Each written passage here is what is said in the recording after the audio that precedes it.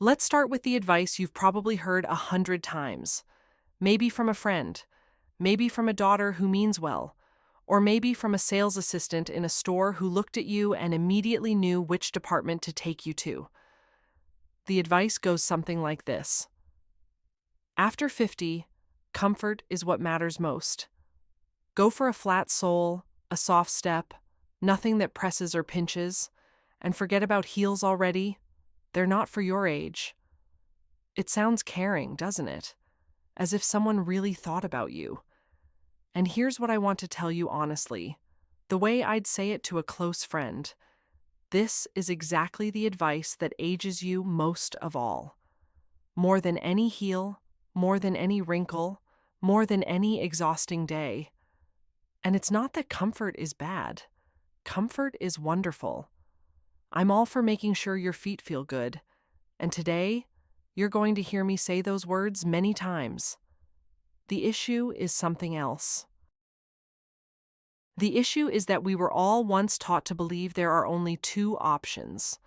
Either it's comfortable and then it's something shapeless and gray, for home and to the store, or it's beautiful, but then you have to put up with it, suffer, and change your shoes in the car.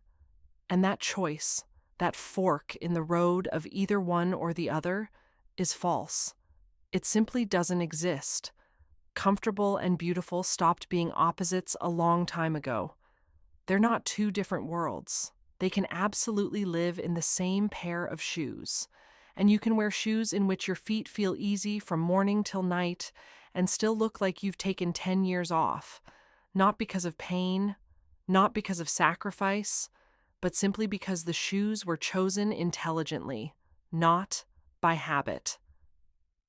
That's what today's episode is about. I'm going to go through 6 pairs of shoes with you that quietly, subtly, almost on the sly, add years. They don't shout about it. You can wear a pair like that for years and not even realize it's working against you. And for each of these 6 pairs, I'll give you a clear, specific replacement. Not buy something more expensive, but exactly this. Replace this with that. Just as comfortable. Sometimes even more comfortable. But working in a completely different way. Not downward, not heavy, not adding years, but upward, toward lightness, toward a more streamlined silhouette. I'll even give approximate prices, so you have a sense of what to look for and so no one thinks I'm talking about something out of reach. These are normal, down-to-earth prices, and for each replacement, I'll explain why. Why one pair flatters you and another, seemingly harmless pair, pulls the whole look backward. Because simply saying, this is bad and that is good, is boring and useless. I want you to understand the logic. Then you'll be able to tell the difference yourself in any store without me. But first, a small favor. Right now, stop for a second and think. Isn't there at least one such pair right there in your entryway? Right now, while you're listening to me. Picture your shoe rack in your mind. And if you find one, leave me a comment and tell me exactly which pair it is. I'm really curious what will match up between us. I suspect a lot of it will. And one more thing. I didn't say 6 pairs for nothing. There really are 6. But here's what matters. 5 of them are roughly in the same weight class. The 6th, though, the very last one, I saved it for the end on purpose, because it ages you more than all the previous 5 put together. And the most interesting part is that it has nothing to do with the model, the style, or the color. It has to do with something else that almost nobody talks about. So make sure you watch until the end. And at the very end, after all 6 pairs, I'll give you one single principle. One question you'll ask yourself before any purchase. It works like a filter.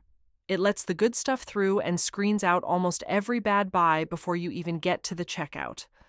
With it, you'll stop bringing home shoes that later gather dust in a box. But more on that at the end. Everything in its time. For now, let's talk about the main thing. Why does footwear matter so much right now, after 50? Why are we even having this conversation? You know, when we're young, everything gets forgiven. I'm saying that without a trace of sadness, just as a fact. At 20, at 30, youth seems to smooth everything out on its own. The skin is even and glows all by itself. The gait is light because there's energy to spare, because nothing hurts yet or pulls. You can wear anything, even something completely wrong, and still look fresh. Youth works like a backdrop that lifts every detail, and then that backdrop gradually fades away. And that's not bad. It's just another stage, and it has its own beauty, believe me. But one thing changes. Now every detail is read directly. No discounts, no softening. What used to get lost in the general glow is now visible at once, and shoes are at the very top of that list. You know why? Because shoes set your gait, and people notice your gait before they notice your face. Think about that. Before your face.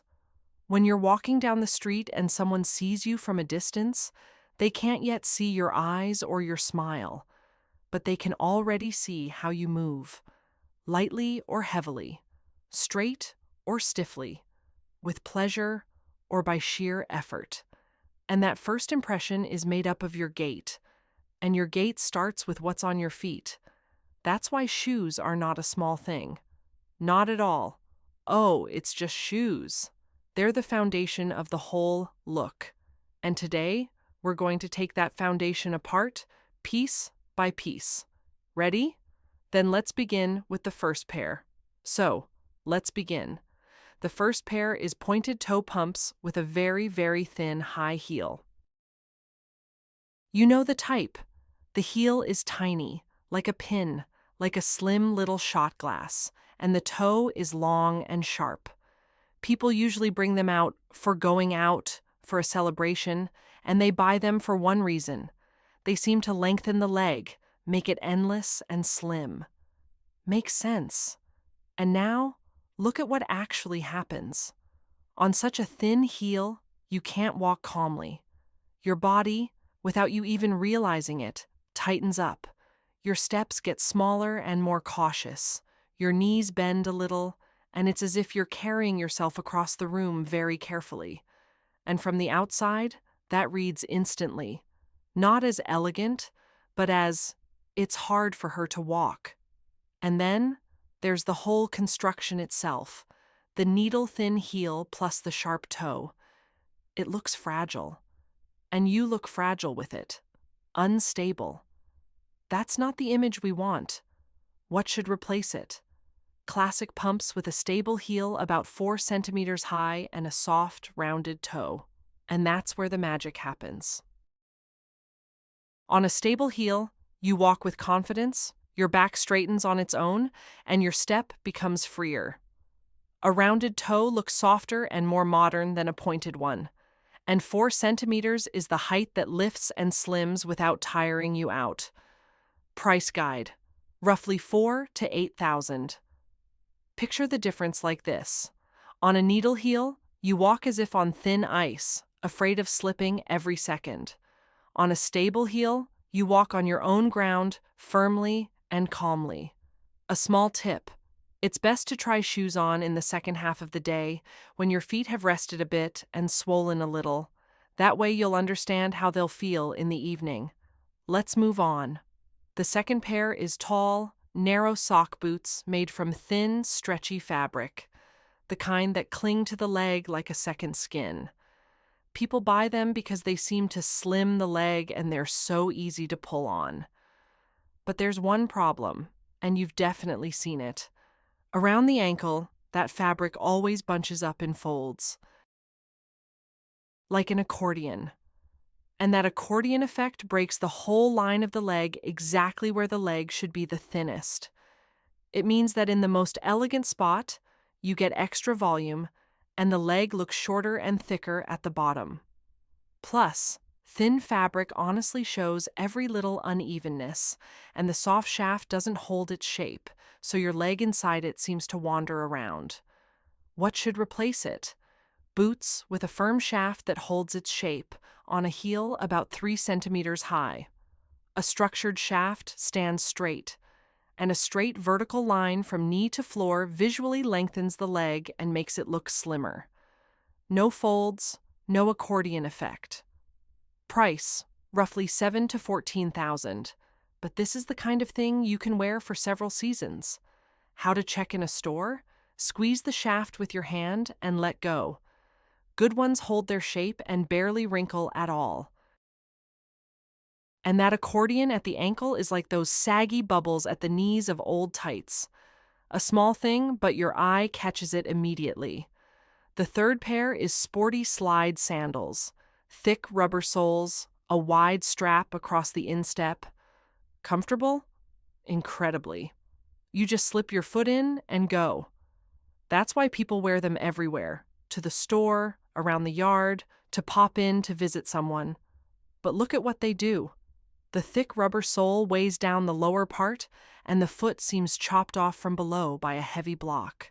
The wide strap hides the instep, and a beautiful instep is exactly what makes a foot look feminine. And most importantly, you can't walk beautifully in slide sandals. They slip off, you have to curl your toes to keep them on, and the gait turns into a shuffling one. What should replace them? Leather sandals with a thin strap and a light wedge about 2 to 3 centimeters high. A thin strap opens up the instep, the foot breathes, and it immediately looks more delicate. And a small wedge is stable, gently lifts you up, and doesn't tire you at all. Price, 3 to 6,000. The difference is simple. In slide sandals, you shuffle. In a light sandal, you walk. A fitting tip: the strap shouldn't dig in anywhere or leave a mark. If it does, it's not your size. The fourth pair is chunky sneakers made of rough, dense fabric, with long lacing and a high tongue. Many people buy them thinking, well, they're comfortable and they're in style right now. And that in style is exactly what trips us up. First, this kind of shoe often isn't nearly as comfortable as it seems. Second, the bulky upper and high tongue visually shorten the leg and make the foot look cumbersome and heavy. The rough fabric adds weight to the whole outfit. And honestly, very sporty teen-style sneakers are something from the wrong age group. They don't help you, they borrow from the wrong account. What should replace them? Smooth leather slip-ons, no laces, with a neat low sole. Smooth leather looks clean and expensive.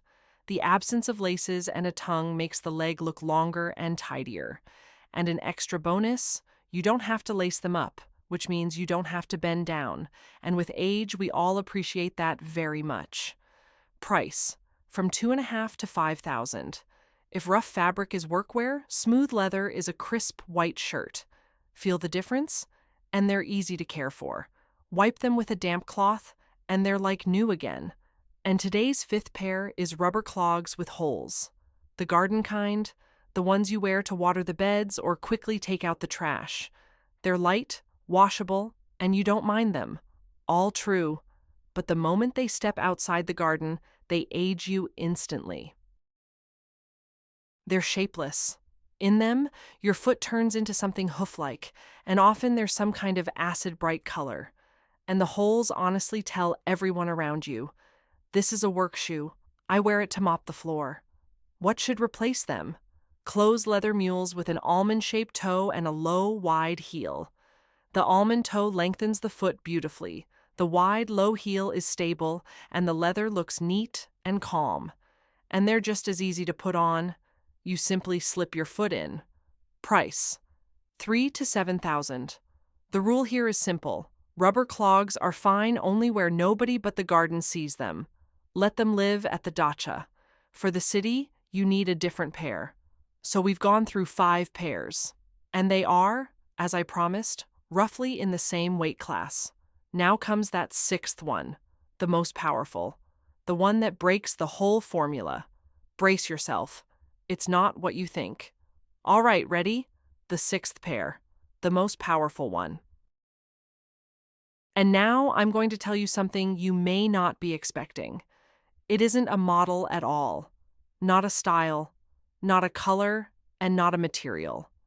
The sixth pair is any shoe that is too small for you. Any shoe that pinches, presses, or rubs, any of them. Even the most expensive shoes in the world, even the very same perfect pumps I talked about at the beginning. If they're tight, they age you more than all 5 previous pairs combined. And now I'm going to explain why. This is probably the most important thing in our whole conversation. Here's the thing. Pain changes the face and the body completely. When a foot hurts, a woman may not even notice it in herself, but from the outside, everything is red instantly. A barely noticeable crease appears between the eyebrows. The forehead tightens, the face seems to frown, even if you're not upset inside at all. The jaw clenches, the shoulders rise a little and come forward, and the step becomes short, cautious, stiff. You walk as if there's something sharp underfoot, and each next step has to be thought through first. And here's what people around you see. They don't see that you're wearing expensive, beautiful shoes. They don't even look at the shoes. They see someone who's in pain, someone who's struggling, someone who's wincing and walking by force. And the whole image reads as fatigue, as age, as she doesn't feel well. The most beautiful shoes in the world won't save you if they hurt. On the contrary, they'll only highlight how bad they feel on you. Now picture the opposite. Simple, modest, but comfortable shoes. Maybe even very inexpensive. But your feet feel easy in them, and you walk freely, evenly, shoulders back, back straight, face calm and open. You're not thinking about your feet at all. They're almost absent, in the best possible way. And you know what? You look wonderful. Young, light, confident. Because nothing is dragging you down. Nothing is constraining you. That's the whole secret. In tight, expensive shoes, you can look like you're having your hardest day. In simple but comfortable ones, you can look like you're in your best years. The choice, seen that way, is obvious, isn't it? And here's a very specific fitting test for you. Remember it, or better yet, save the video. When you try shoes on in a store, do not, under any circumstances, just stand in front of the mirror. That's the biggest mistake we all make. Standing by a mirror makes any shoe seem comfortable because you're not walking. Do it differently. Put the pair on and walk around the store. Not 2 steps, at least 10 minutes. Yes, 10 minutes. Don't be shy. Salespeople are used to it. Go up the stairs if there are any. Sit down and stand up. Walk in circles. And all the while, listen to your foot. And if anywhere at all, even a little bit, it presses, rubs, pinches, pulls, put the pair back on the shelf. No regrets. Because at home, believe me, it won't get easier. Never. Shoes don't break in the way we like to believe. What pinches in the store will still pinch a month later. And there's one more thing almost nobody talks about, but it's very important. With age, your shoe size changes. That's normal. That's just physiology. The foot gets a little wider, the arch drops a bit, and the size that has been yours all your life, the one you know by heart and say without looking, it may stop being yours. So don't cling to the familiar number. Don't be embarrassed to ask for half a size up. Don't be embarrassed to ask for a wider fit. There's nothing offensive about that. It's self-care, not some kind of flaw. A comfortable pair in the wrong number is better than beautiful suffering in the right size. The number on the box doesn't matter to anyone except you, but your easy gait matters to everyone who looks at you. And now, as promised, that one principle. The question that will replace all the advice in the world, mine included. Before any purchase, holding the shoes in your hands, ask yourself honestly, will I be able to walk several blocks in these and feel truly good? Not bearable, not okay, good? That's it. The whole filter. Feel the subtle but important difference between bearable and good? Bearable is already the beginning of suffering. It's when you already know you'll switch shoes as soon as you get there. And good is when you simply forget about the shoes. And if your honest answer is no, then they're not your shoes. No matter how beautiful they are, no matter how they sit in the window display, no matter how well that color suits you. Not yours. Full stop. This simple question screens out almost every bad purchase before you even take out your wallet. The very ones that then sit for years gathering dust in their boxes with the tags still on. You know what happens when you start living by this principle? Your shelf changes by itself over time. Instead of a dozen random pairs, half of them tight, half of them aging you, and you still wear the same ones anyway, you're left with a few truly useful pairs. The ones that feel good. The ones that flatter you instead of pulling you backward. There are fewer of them, but each one has its place. Each one you love, and each one you actually wear. And honestly, what a relief it is to open your closet and see only what works for you. And that's where I'm going with this whole conversation. Shoes are not a small thing. Not the final touch added at the last second. They're the foundation. Your gait starts there. Your posture starts there. Your whole sense of yourself starts there. Whether you feel light today or heavy, confident, or tense. And when the foundation is right, when your feet feel easy and good, everything else falls into place on its own. Your back straightens by itself. Your step becomes freer by itself. And the age we all fear a little suddenly stops showing, because you can't put years on someone who walks with ease. So take a look at your shelf today. Honestly, without rushing.